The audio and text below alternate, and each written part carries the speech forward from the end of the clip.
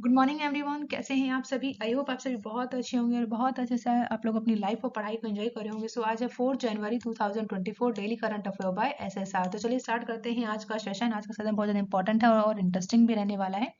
आज हम बात करने वाले हैं यहाँ पे 4 जनवरी 2024 से रिलेटेड जितने भी इंपॉर्टेंट क्वेश्चन होंगे उनको हम विद बैकग्राउंड इन्फॉर्मेशन के साथ यहाँ पे डिस्कस करेंगे। वीडियो के लास्ट में जो है मैं आप लोगों से क्वेश्चन ऑफ द डे भी पूछती हूँ, तो आप लोगों को जो है कमेंट बॉक्स में आंसर करना होता है वीडियो के लास्ट में।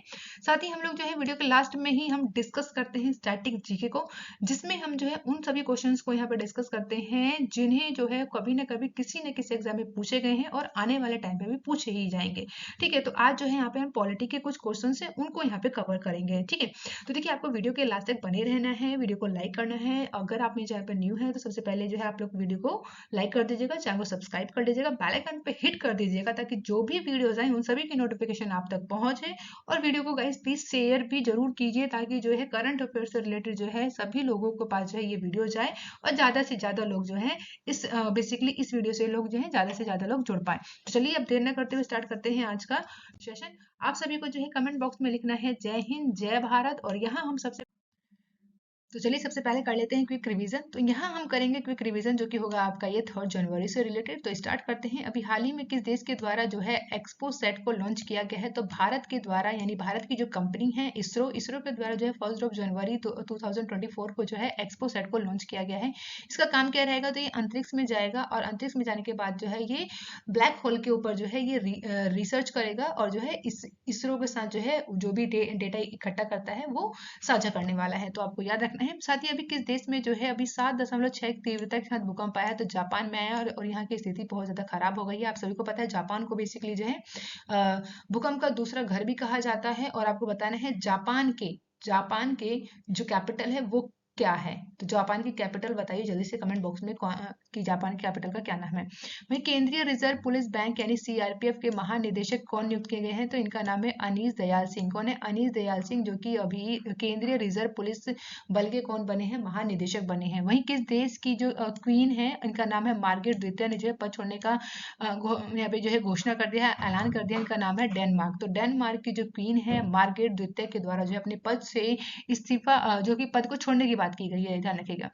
नेक्स्ट यहाँ पे ऑस्ट्रेलिया के किस खिलाड़ी ने जो है वनडे क्रिकेट से संन्यास लेने की घोषणा की है? तो डेविड वॉरेन के द्वारा, जो कि अभी वनडे क्रिकेट से संन्यास लेने की घोषणा की गई है। और ये कहाँ के प्लेयर हैं? ऑस्ट्रेलिया प्लेयर हैं। वहीं किसे जो है अभी कांगो लोकतांत्रिक गणराज्य के नए राष्ट्रपति के रूप में चुना गया है? इनका नाम है फ्लिक्सी। क्या नाम है? इनका नाम है फ्लिक्सी तसेकेदी, जो है जिन्हें जो है अभी कांगो लोकतांत्रिक गणराज्य के नए राष्ट्रपति के रूप में चुना गया है। वहीं राष्ट्रीय कानूनी सेवा प्राधिकरण, जिसे आप लोग शॉर्ट में बोलते हैं नालसा, का कार्यकारी अध्यक्ष किन्हें नियुक्त किया गया है? तो संजीव खन्ना को। तो संजीव खन्ना कौन बने हैं? नालसा के अभी कार्यकारी अध्यक्ष के रूप में चुने गए हैं। नेक्स्ट है वाइब्रेट भद्रवाह उत्सव, जो है इसका आयोजन किस राज्य में किया गया है? तो जम्मू कश्मीर में जो है अभी वाइब्रेट भद्रवाह उत्सव का आयोजन किया जा रहा है। वही दुनिया का सबसे बड़ा वैश्विक इस्पात उत्पादक देश कौन बना है? तो भारत बना है। बहुत इंपॉर्टेंट है, याद रखिएगा, क्योंकि फर्स्ट पे आपको यहाँ पे याद रखना है, क्योंकि भारत जो है ऐसा करने वाला दूसरा बना है, पूरे विश्व में जो है इस्पात उत्पादक देश बना है। साथ ही भारत में जो है भारत में बेसिकली यहाँ पे क्या बना है? भारत का पहला जो है स्नेक पार्क कहाँ बनाया गया है? तो राजस्थान में बना है। तो यहाँ पे आपको राजस्थान याद रखना है, जो कि राजस्थान के कोटा में बनाया गया है। तो ये यहाँ हमने कर लिया है क्विक रिवीजन। अब चलिए आगे का सेशन स्टार्ट करते हैं।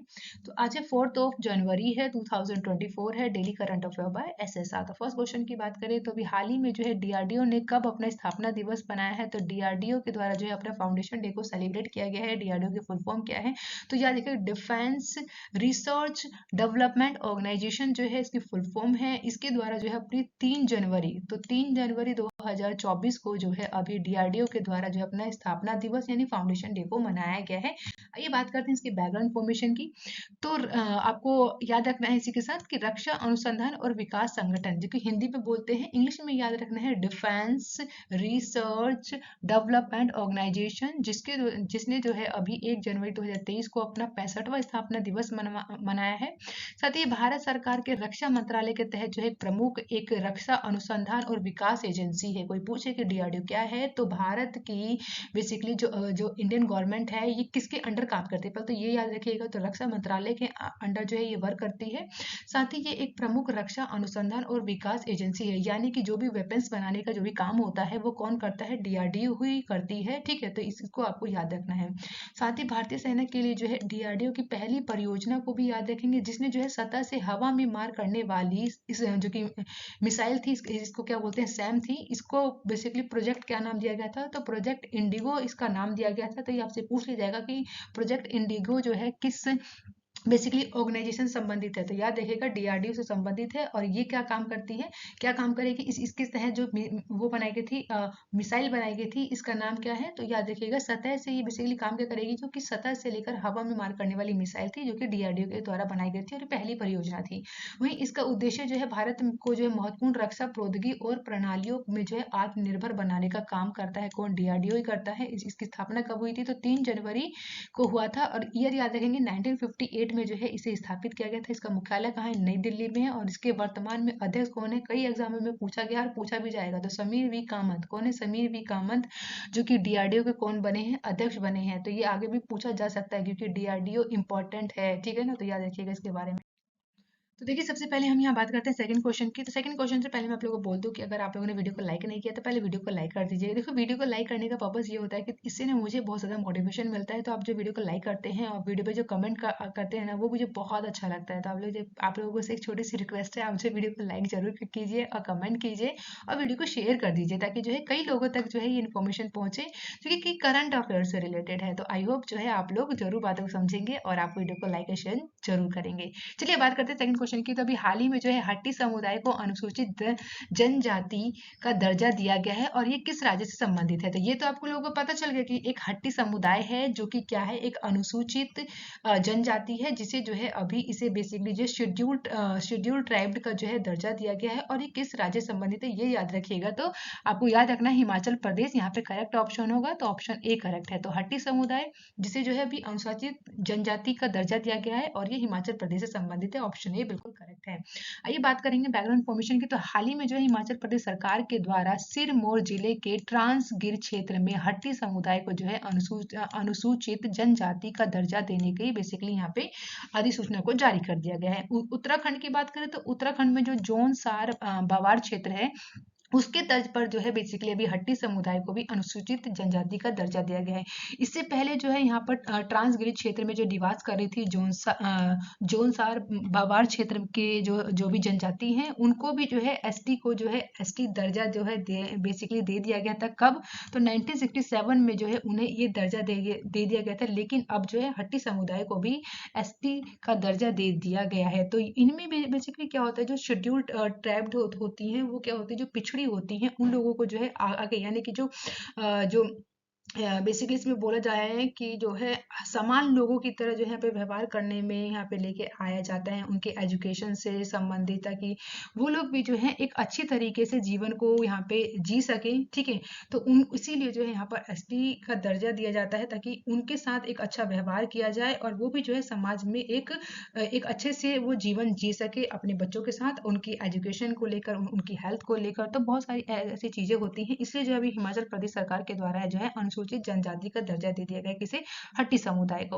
अब बात करते हैं यहाँ पर हिमाचल प्रदेश। तो हिमाचल प्रदेश के गवर्नर कौन है, तो याद रखिएगा शिव प्रताप शुक्ला जो है यहाँ पर कौन है, हिमाचल प्रदेश के कौन है, गवर्नर है। कैपिटल आप सभी को पता है शिमला क्या है, कैपिटल है। कब है, समर में रहेगी, ठीक है। तो ऐसे ऐसे याद रखेंगे, यानी कि शिमला समर में कैपिटल होती है, वही धर्मशाला जो है ये विंटर में कैपिटल होती है। तो आपको दोनों ही याद रखना है।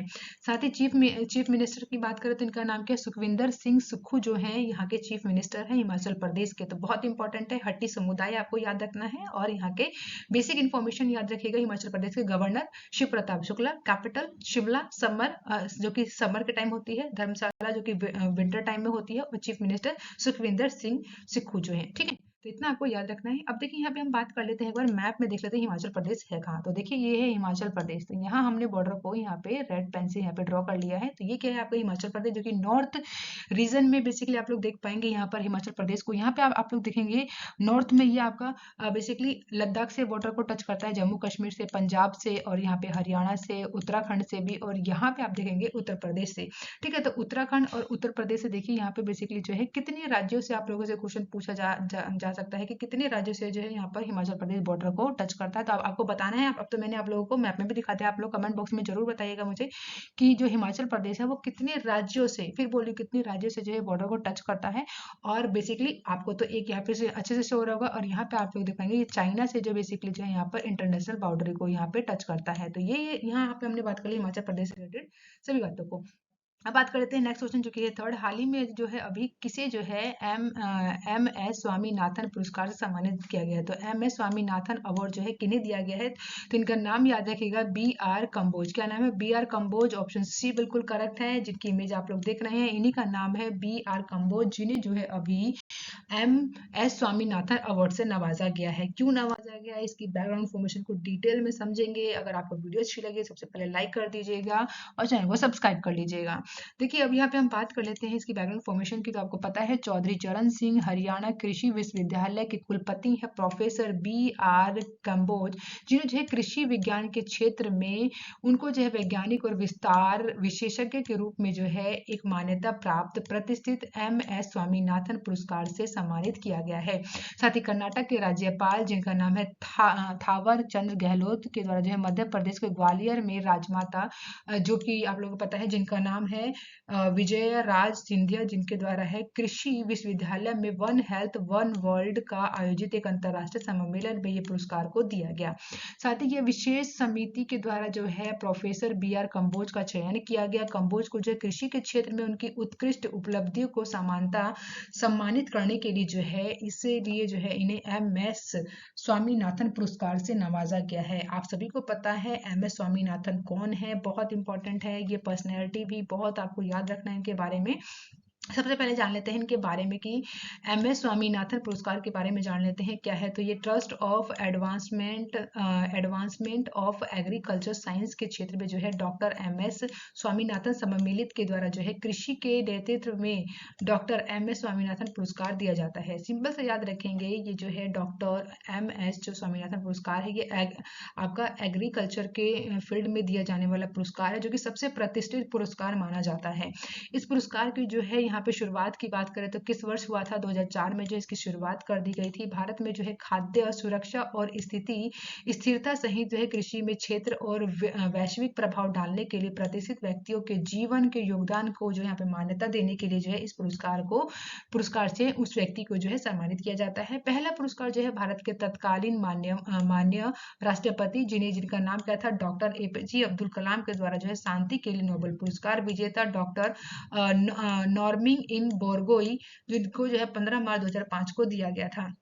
इसी के साथ पिछले वर्ष जो है 13वां पुरस्कार की बात करें तो 19 अगस्त 2013 को है, इनका नाम भी याद रखेगा किसे दिया गया था, तो S M Sehgal foundation Bharat और सहगल फाउंडेशन यूएसए के संस्थापक जिनका नाम है डॉक्टर सुरेंद्र सूरी एम सहगल को प्रदान किया गया था। तो दोनों याद रख रहे हैं, 2024 का भी याद रखेंगे, 2023 का भी याद रखेंगे। तो 13वां दिया गया था, तो इस साल कौन सा दिया जा रहा होगा, तो 14 नंबर का दिया जा रहा है।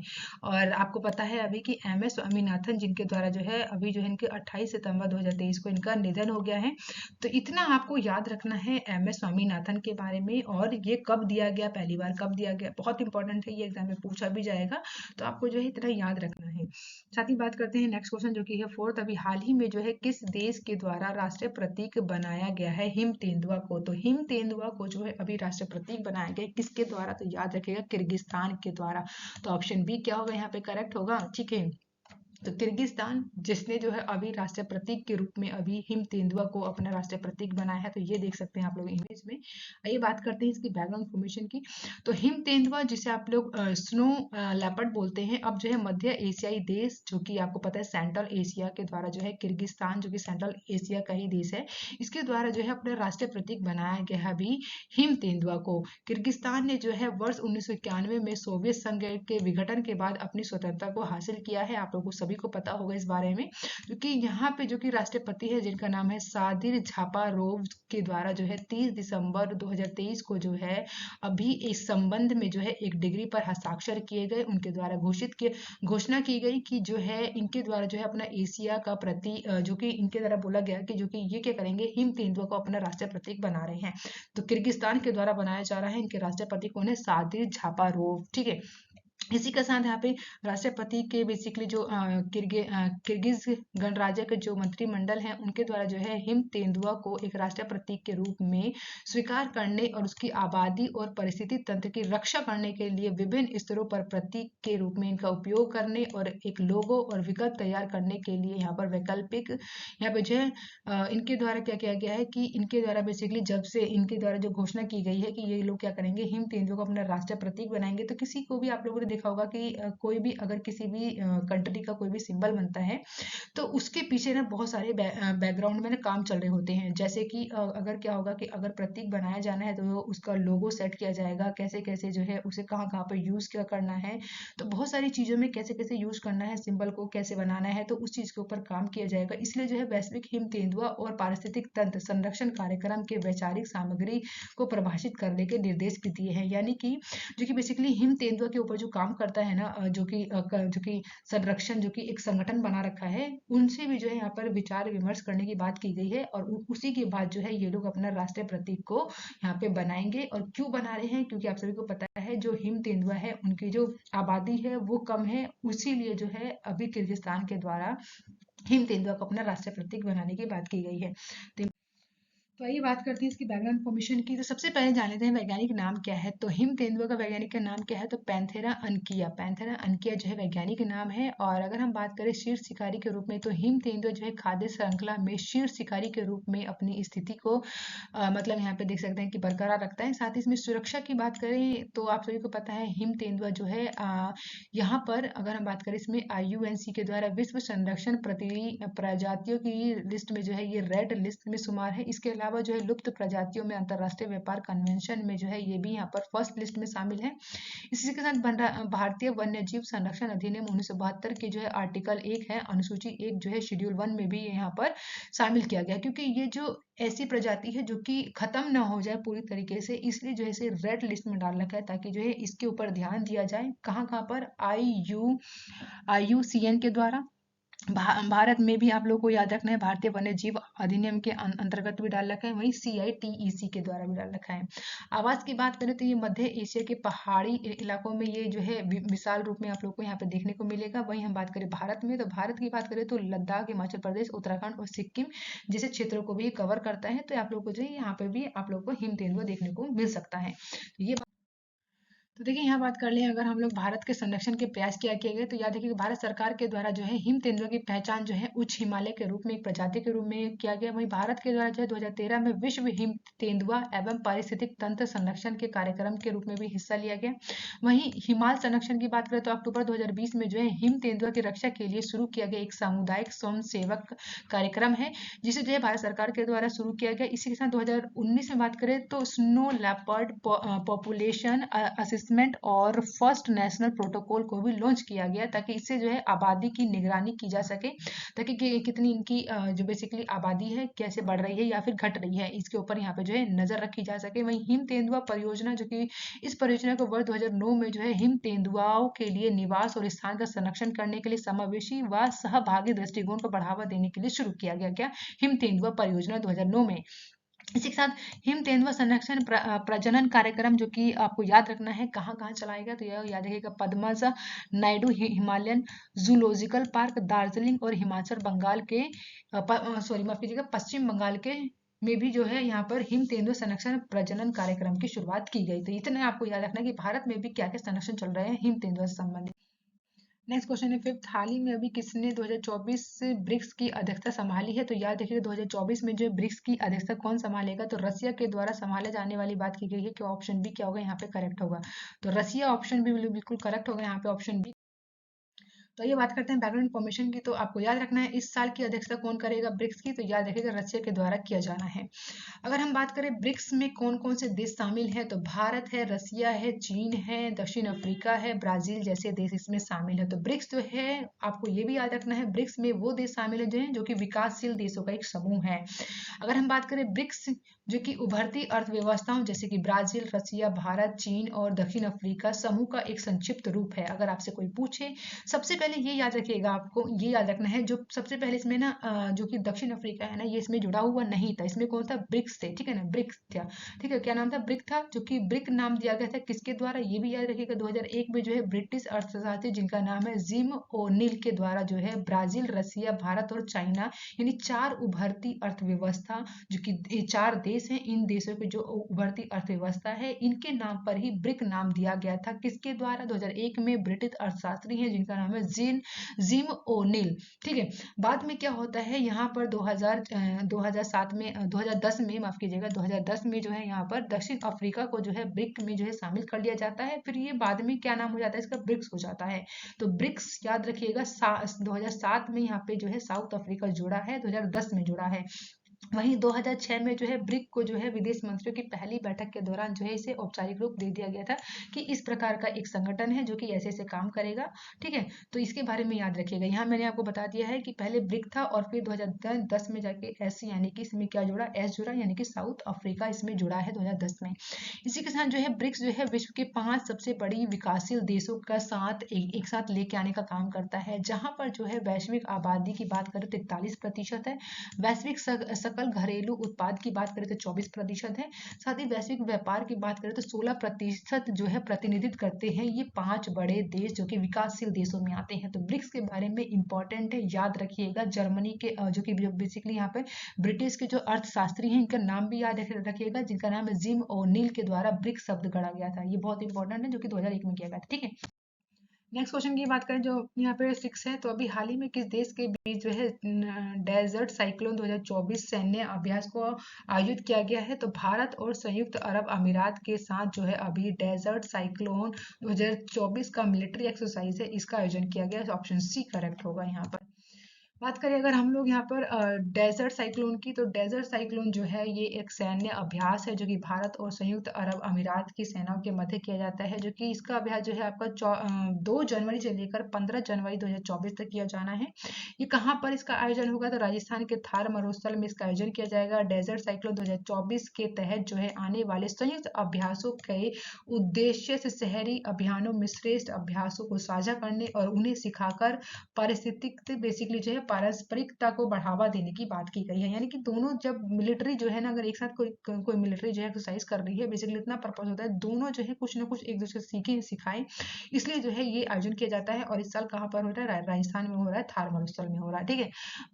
भारत का जो संयुक्त अरब अमीरात है जो कि पहला संयुक्त वायुसेना अभ्यास जो कि सितंबर 2008 में अबू धाबी के अल दफरा बेस में आयोजित किया गया था। भारत में जो है यहाँ पर अबू धाबी की जो है द्विवार्षिक अंतर्राष्ट्रीय रक्षा प्रदर्शनी को भी नियमित भागीदारी रहता है अबू धाबी के साथ, तो ये पॉइंट भी याद रखना है। अब बात करें अगर हम लोग संयुक्त अरब अमीरात के बारे में, तो ये याद रखिएगा ये एक पश्चिमी एशिया में स्थित एक देश है जो कि संयुक्त अरब अमीरात जो कि एक इस्लाम प्रमुख देश है जिसमें अधिकांश आबादी जो है सुन्नी मुसलमान है। यहीं पे राजधानी की बात करें तो अबू धाबी इसकी कैपिटल है। यहाँ की लैंग्वेज की बात करें तो अरबी यहाँ की लैंग्वेज है। राष्ट्रपति या फिर क्राउन प्रिंस होते हैं यहाँ पर, इनका नाम क्या है, तो मोहम्मद बिन जयाद अल नहयान। प्रधानमंत्री की बात करें मोहम्मद बिन राशिद अल मखतूम जो है यहाँ के प्रधानमंत्री हैं। तो दोनों चीज आपको याद रखना है। मैंने आपको यहाँ पे डेजर्ट साइक्लोन के बारे में बताया और यहाँ पर यूई के बारे में बता दिया। बेसिक है, इंपॉर्टेंट है, कोई डाउट हो तो आप मुझसे पूछ सकते हैं। नेक्स्ट क्वेश्चन है यहाँ पे 7, हाल ही में अभी पीएम विश्वकर्मा योजना जो कि PMVY लागू करने वाला पहला केंद्र शासित प्रदेश कौन बना है, तो याद रखिएगा जम्मू कश्मीर बना है। आपका ऑप्शन सी करेक्ट होगा। तो पीएम विश्वकर्मा योजना इंपॉर्टेंट योजना है, ये आपको याद रखना है। ये अभी पहला केंद्र शासित प्रदेश बन कि आपका जम्मू कश्मीर से लागू करने वाला। आइए समझते हैं इसकी बैकग्राउंड इन्फॉर्मेशन। तो जम्मू कश्मीर के द्वारा जो है पीएम विश्वकर्मा योजना को लागू करने वाला पहला केंद्र शासित प्रदेश यानी यूटी बन गया है, जहां पर जो है ये कारीगरों और शिल्पकारों को अपने जीवन समुदाय को सशक्त बनाने की दिशा में एक महत्वपूर्ण कदम उठाया गया है। वहीं पीएम विश्वकर्मा योजना क्या है, तो ये भारत सरकार के द्वारा विश्वकर्मा जयंती के अवसर पर प्रधानमंत्री पीएम जी के द्वारा जो है विश्वकर्मा योजना की शुरुआत की गई। इसमें इस योजना के तहत जो है लोहार, सुनार, मिट्टी के बर्तन बनाने वाले जो कुम्हार होते हैं, या फिर बढ़ईगिरी या फिर मूर्ति कला जैसे विभिन्न व्यवसायों में लगे हुए पारंपरिक कारीगरों और शिल्पकारों के उत्थान के लिए बनाई गई ये योजना है, जिसमें जो है आपके सांस्कृतिक विरासत को संरक्षित करने, उन्हें औपचारिक अर्थव्यवस्था व वैश्विक मूल्य श्रृंखला में एकत्रित को ध्यान देने के लिए जो है इस योजना की शुरुआत की गई। इस योजना में जो है एक केंद्रीय क्षेत्र योजना के रूप में लागू किया गया है। इसे जो है पूरी तरीके से भारत सरकार के द्वारा जो है वित्त पोषित किया जाएगा। केंद्रीय क्षेत्र योजना कौन सी योजना होती है, जिसमें जो है सारा की सारा जो बेसिकली आपको याद रखना है, जो वित्त का जो भी होगा, जो भी यहाँ पे बेसिकली पैसे देने की बात आएगी ना, तो सारा का सारा वो सेंटर ही आपको देगा। तो केंद्रीय क्षेत्र योजना है आपका कौन सा, पीएम विश्वकर्मा योजना। मंत्रालय की बात करें तो सूक्ष्म लघु मध्यम उद्योग मंत्रालय इस योजना के द्वारा जो है नोडल मंत्रालय के अधीन काम करता है। ये योजना जो है एमओएसएमई, कौशल विकास और उद्यमी मंत्री और वित्त मंत्रालय, वित्तीय सेवा विभाग, वित्त मंत्रालय भारत सरकार द्वारा जो है संयुक्त रूप से इसे जो है चलाया जाएगा। तो इम्पोर्टेंट है मंत्रालय भी, और कब स्टार्ट हुआ ये भी आपको याद रखना है। नेक्स्ट क्वेश्चन यहाँ पे एट, हाल ही में भारत और किस देश ने जो है परमाणु प्रतिष्ठानों की सूची का आदान प्रदान किया है, तो कौन करेगा, भारत और पाकिस्तान के बीच में किया गया। ऑप्शन बी बिल्कुल करेक्ट है यहाँ पे। तो भारत और पाकिस्तान जो है कई सालों से बेसिकली जो है अपने जो भी परमाणु प्रतिष्ठानों की जो सूची होती है उसे जो है एक्सचेंज करने का काम करता है। तो भारत और पाकिस्तान करता है ऐसा काम। तो समझते हैं बैकग्राउंड इन्फॉर्मेशन। तो भारत और पाकिस्तान जो है अपने उन परमाणु प्रतिष्ठानों की जो सूची को आपस में साझा करता है, ताकि युद्ध की स्थिति में अगर कोई हमला किया जाए तो उस स्थिति में जो है एक दूसरे को वहां पे हम लोग समझ सकते हैं। तो यानी कि जो भी दोनों देश है, दोनों देशों के बीच में अगर कोई ऐसा परमाणु बनाया जाता है तो दोनों देशों को एक दूसरे को बताना पड़ता है कि भाई हमारे पास ये परमाणु है, आपके पास कौन सा है। तो ऐसा करना जो है कि जरूरी है, और ऐसा हम लोगों ने समझौता कब किया था, तो 27 जनवरी 1991 को इसे लागू कर दिया गया था, ताकि दोनों देशों के बारे में पता रहे। दोनों देशों के बीच में जो है इस तरह की सूची को ये लगातार जो है 32वां आदान प्रदान रहा।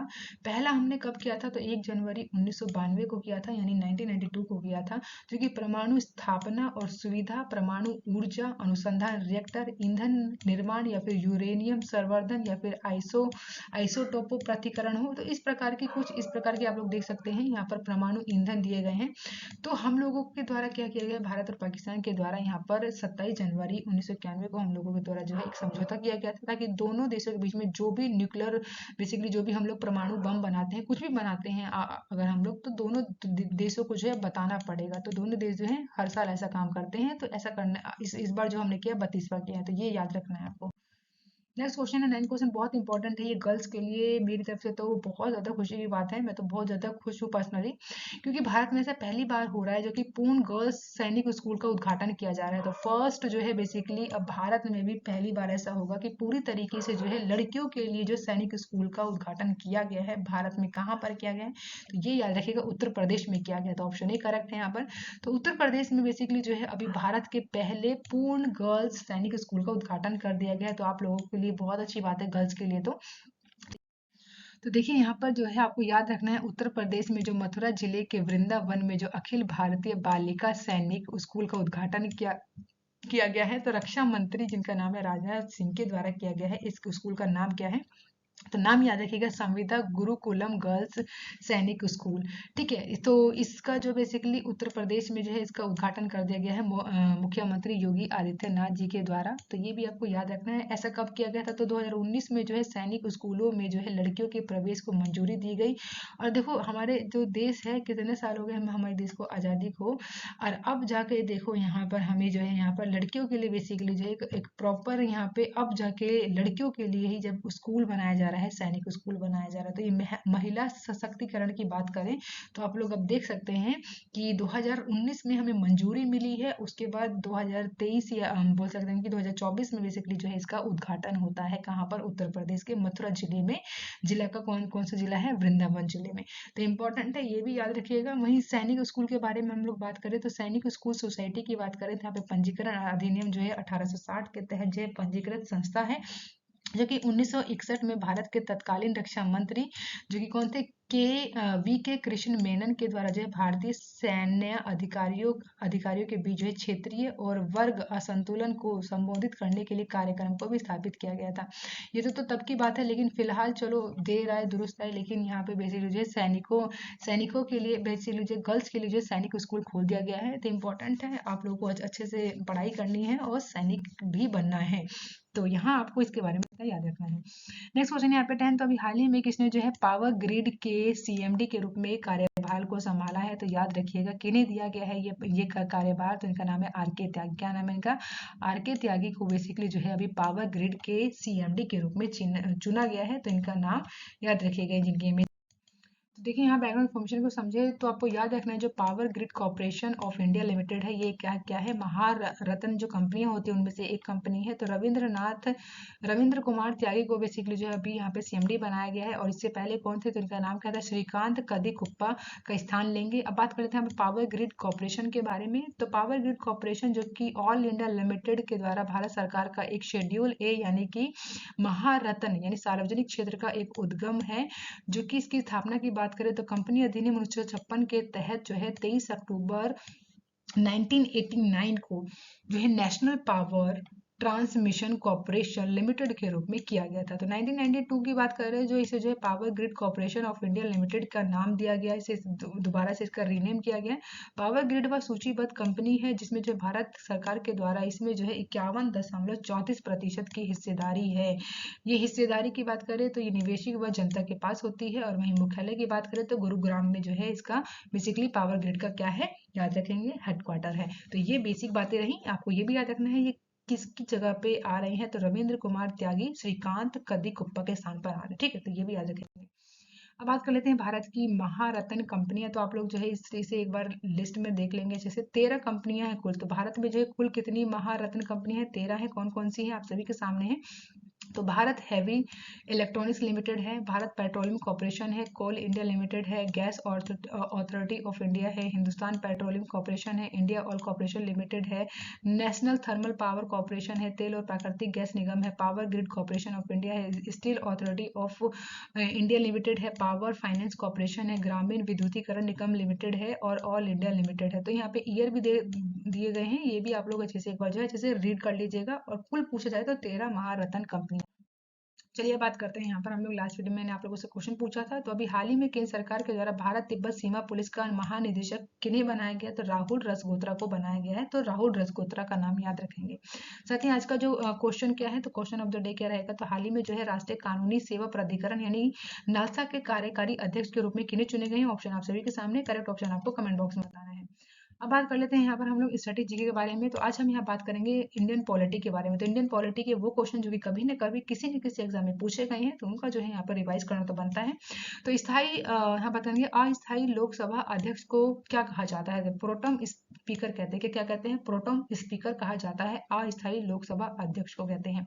वहीं वित्तीय बिल कहाँ पास किया जाता है? तो लोकसभा में जो है आपका वित्तीय बिल को पास किया जाता है। लोकसभा में जो है वर्ष में जो है कम से कम कितने सत्र जरूरी है? तो वर्ष में जो है 2 बार जो है सेशन जो है होने जरूरी है। अच्छा बताइए कि कितने सेशन होते हैं टोटल, ये आपको बताना है। तो फिलहाल यहाँ पे याद रखिएगा कि लोकसभा में जो है कम से कम 2 सेशन तो होने ही चाहिए, और कुल कितने हैं वो आपको बताना है कमेंट बॉक्स में।